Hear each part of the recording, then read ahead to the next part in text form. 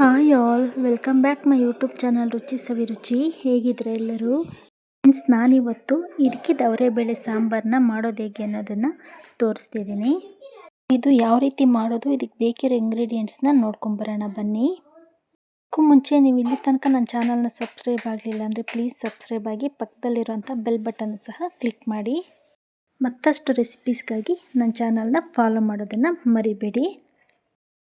ಈ ಬೇಳೆ ಸಾಂಬಾರು ಮಾಡೋದಕ್ಕೆ ನಾನು ಒಂದು ಅರ್ಧ ಕೆಜಿಯಷ್ಟು ಅವರೆಬೇಳೆನ ತೊಗೊಂಡಿದ್ದೀನಿ. 1 ಕೆಜಿ ಕಾಯಲ್ಲಿ ಸುಲ್ಕೊಂಡ್ರೆ ನಿಮಗೆ ಒಂದು ಅರ್ಧ ಕೆಜಿಯಷ್ಟು ಸಿಗುತ್ತೆ. ನಾನು ರಾತ್ರಿಯೇ ಇಟ್ಕಿಟ್ಟಿರೋದ್ರಿಂದ ಸ್ವಲ್ಪ ಮೊಳಕೆ ಬಂದಿದೆ.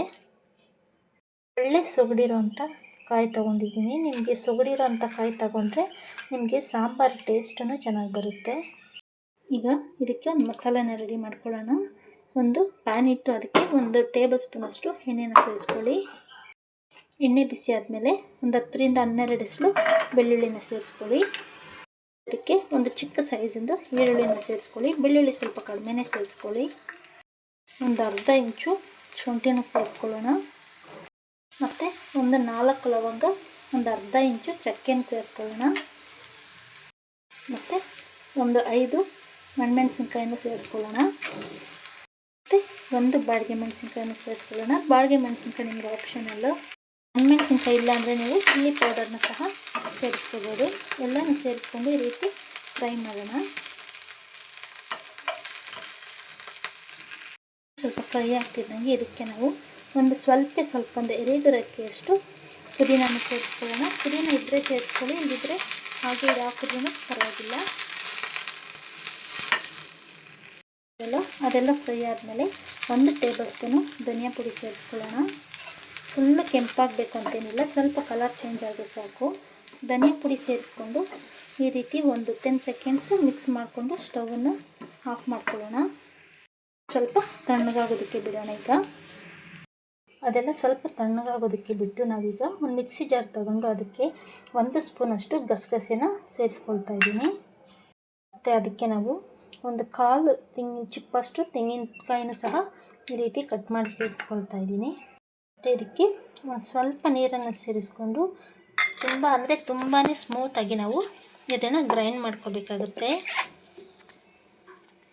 ನೋಡಿದ್ರಲ್ವ, ಈ ರೀತಿ ಸ್ಮೂತಾಗಿ ನಾವು ಪೇಸ್ಟ್ ಮಾಡ್ಕೋಬೇಕಾಗುತ್ತೆ. ಈಗ ನಾವು ಈ ಫ್ರೈ ಮಾಡಿರೋದೆಲ್ಲ ಒಂದು ಮಿಕ್ಸಿ ಜಾರ್ಗೆ ಹಾಕ್ಕೊಂಡು ಅದಕ್ಕೆ ಒಂದು ಅರ್ಧ ಸ್ಪೂನಷ್ಟು ಜೀರಿಗೆನೂ ಸೇರಿಸ್ಕೊಳ್ಳೋಣ. ಜೀರಿಗೆ ಬದಲು ನೀವು ಸೊಂಪು ಸಹ ಸೇರಿಸ್ಕೋಬೋದು. ಒಂದು ಸ್ವಲ್ಪ ಕೊತ್ತಂಬರಿ ಸೊಪ್ಪನ್ನು ಸಹ ಸೇರಿಸ್ಕೊಳ್ಳೋಣ. ಮತ್ತು ಇದಕ್ಕೆ ಒಂದು ಚಿಕ್ಕ ಸೈಜಿನ ಟೊಮೆಟೊನ ಸಹ ಸೇರಿಸ್ಕೊಳ್ಳೋಣ. ಸ್ವಲ್ಪ ನೀರನ್ನು ಸೇರಿಸ್ಕೊಂಡು ಗ್ರೈಂಡ್ ಮಾಡ್ಕೊಳ್ಳೋಣ. ಈಗ ಒಂದು ಪಾತ್ರೆನ ಸ್ಟವ್ ಮೇಲೆ ಇಟ್ಟು ಅದಕ್ಕೆ 1 ಟೇಬಲ್ ಸ್ಪೂನಷ್ಟು ಎಣ್ಣೆನ ಹಾಕ್ಕೊಂಡು ಅದಕ್ಕೆ ಒಂದು ಅರ್ಧ ಟೀ ಸ್ಪೂನಷ್ಟು ಸಾಸಿವೆನ ಸೇರಿಸ್ಕೊಳ್ಳೋಣ. ಚಿಟಪಟ ಅಂತ ಅಂದಮೇಲೆ ನಾವು 1 ರೆಕ್ಕೆಯಷ್ಟು ಕರಿಬೇವಿನ ಸೊಪ್ಪನ್ನು ಸೇರಿಸ್ಕೊಳ್ಳೋಣ. ಈಗ ನಾವು ಇದಕ್ಕಿನ ಬೇಳೆನ ಸೇರಿಸ್ಕೊಳ್ಳೋಣ. ಎಲ್ಲನೂ ಸೇರಿಸ್ಕೊಂಡು ಒಂದು 30 ಸೆಕೆಂಡ್ಸು ಈ ರೀತಿ ನಾವು ಫ್ರೈ ಮಾಡ್ಕೊಳ್ಳೋಣ. ಇದರಲ್ಲಿ ನೀವೊಂದು 2 ನಿಮಿಷ ಈ ರೀತಿ ಫ್ರೈ ಮಾಡಿಕೊಂಡ್ರೆ ಸಾಕು. ಆ ಕಾಳಲ್ಲಿರುವಂಥ ನೀರಿನ ಅಂಶ ಎಲ್ಲ ನಿಮಗೆ ಬಿಟ್ಟಿರುತ್ತೆ. ಈಗ ಇದಕ್ಕೆ ನಾವು ಒಂದು ಅರ್ಧ ಸ್ಪೂನಷ್ಟು ಅರಿಶಿನ ಪುಡಿನ ಸೇರಿಸ್ಕೊಳ್ಳೋಣ. ಅರಿಶಿನ ಪುಡಿನ ಸೇರಿಸಿ ಒಂದು ಸಲ ಈ ರೀತಿ ಎಲ್ಲ ಫ್ರೈ ಮಾಡ್ಕೊಳ್ಳೋಣ. ನಾವು ಅದಕ್ಕೆ ರುಬ್ಬಿಟ್ಕೊಂಡಿದ್ದೀವಲ್ಲ ಆ ಮಸಾಲೆನೂ ಸಹ ಸೇರಿಸೋಣ.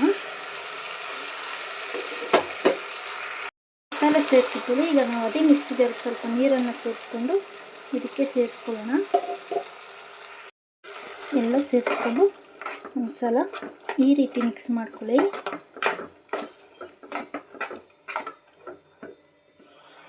ಈಗ ನಾವು ಅದಕ್ಕೇ ತೆಂಗಿನ ಹಾಲನ್ನು ಸಹ ಸೇರಿಸ್ಕೊಳ್ಳೋಣ. ತೆಂಗಿನಕಾಯಿ ಮತ್ತು ಗಸಗಸೆ ರುಬ್ಬಿದ್ವಲ್ಲ ಅದನ್ನು ಸಹ ಇದಕ್ಕೆ ಸೇರಿಸ್ಕೊಳ್ಳೋಣ.